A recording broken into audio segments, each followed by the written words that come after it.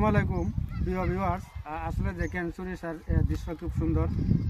গ্রামের কৃষক আমার সাইকেল আমার চাচাতো ভাই সে করছে সরিষা বুনছে। সাইকেল জি যে তুমি সরিষা বুন করছো, এখন আবার এই যে কি সুন্দর এই যে না সরিষা আছে, এখন তুমি ফুল তুলতেছো কেন? এটা আমি ফাইছি একটু ঘন করে তো মানে ফুল বিক্রি করার লাগে। ও আচ্ছা, ফুল বিক্রি করার জন্য। সই বেচলে আলাদা একটু ফাতলা করে ভালো লাগে, কিন্তু এবছর একটু ফুলের দাম কম। মানে অন্য বছর ফুল মানে সরিষা থেকে ফুল বেচলে অনেক টাকা বেশি হয়। ও আচ্ছা আচ্ছা, এরপরে এখন যে এই যে ফুল যে তুলতেছে, ফুল বিক্রি করার পর পরে কি সরিষা আবার হবে না?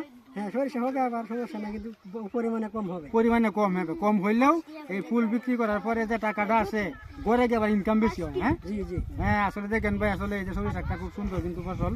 এই এখন যে ফুল বিক্রি করতেছে, অনেক টাকার ফুল সে বিক্রি করছে। এরপর ফুল বিক্রি করার পরে কিন্তু সরিষা হবে।